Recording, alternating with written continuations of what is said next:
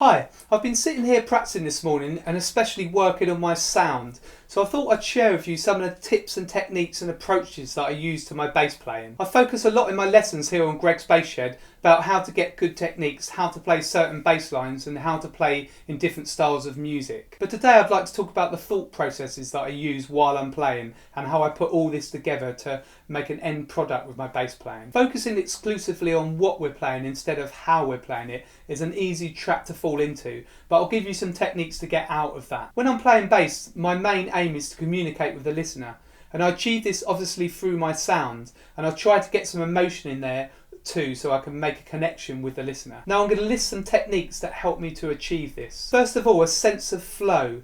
I try to keep my lines moving, I try to play through them instead of just focusing on each little bit that you're playing at the time. So that will give it some sort of phrasing as we go through the lines. And I don't think about my bass line as the bottom line. Obviously sonically it's at the bottom, but I think about it as an interweaving line with the other parts, with the harmonies and the melody parts. And it's as important really, I think, the bass part. Some people think about melody, all about melody, but I think all these lines are as important. When I am playing a melody line, I really try to make the line sing and put some emotion into it.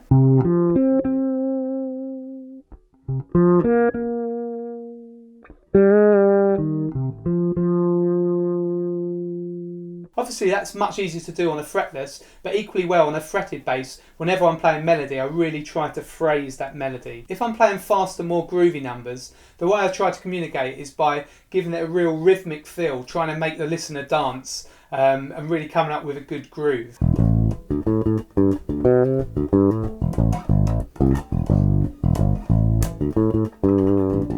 When I play, I usually have a dual thought process going on. First of all, I'm thinking what is needed from the bass right now, so what really suits this song. And secondly, I'm always thinking about time, feel and groove. Where the other musicians sitting, where do I need to sit at this time. So I play in a lot of different gigs. I play theatre shows, I play with different bands, different freelance gigs. And what I've noticed is that each band sits in a slightly different place. For a lot of the shows I play in, we've got a click track, so you've got a click going in your ear, and some bands will play sort of behind that with a more relaxed feel, others will play on it, others will play in front of it. And if you're a dep or a substitute as it's called in the States, then you have to come in and you have to sit where these players are sitting. So you can't just go, oh, naturally I like to sit behind the beat, so that's just where I'm going to play. You have to listen to the musicians around you and lock in with them. So some bass players say, oh, I'll just let the drummer set the time and then I'll follow him. But I believe that it's every musician's role to take responsibility for time. So sure, the drummer's going to lay down a beat, but there's a lot of push and pull with time on a minute level within a number from different musicians, and that keeps a steady tempo going. Now there's a common phrase going about which is serve the song, and for some reason that saying just really winds me up. I don't know what it is. I think it's because some people use it to justify why they're just playing roots. Or to have a little bit of a pop at another player who's a bit busier. But I think the message behind that phrase is to lose your ego when you're playing. So don't try to be flashy for the sake of it. But I like to say be musical and use your ears. So you need to really listen to the other musicians around you. And sometimes there's a need to play a really solid beat, and other times there's a need to kind of play some more melody or to play a busier line. If you think about Jacko playing on the Joni Mitchell albums, Shadows and Light and Mingus, well, he plays a really busy line and he doesn't really play what traditionally the bass would play. He plays a lot of melodic lines, and he's all over the bass really. But is he serving the song? Well, you bet he's serving the song. But if we had another bass player, if another bass player had recorded those albums, then there would be probably a completely different bass line, but it would probably work as well. There isn't a right or wrong with music. You just have to be musical and listen, and don't put in licks and techniques just for the sake of it. You don't have to stay in the traditional role of a bass player, but equally well, simple bass lines sometimes really get the job done perfectly. When I first started playing bass, I came to bass from the trumpet and piano, so I had some music ability, but I just didn't have any technique on the bass. But the minute I started playing, I started getting booked for gigs. Now I looked around me and there were other bass players with better, more flashy technique.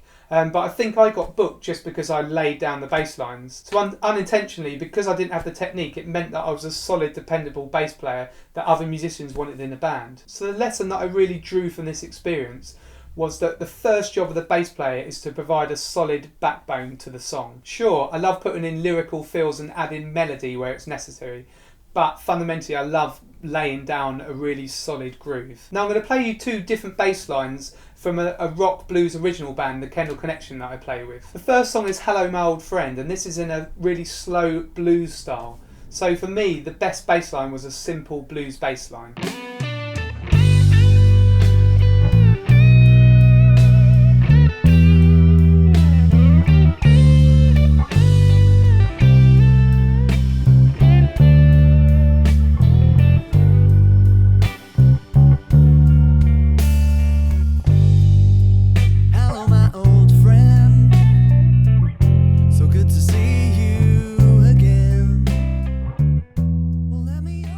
On the other hand, this song called Wood on Fire is a much busier song, so I thought a busy bass line would suit this song.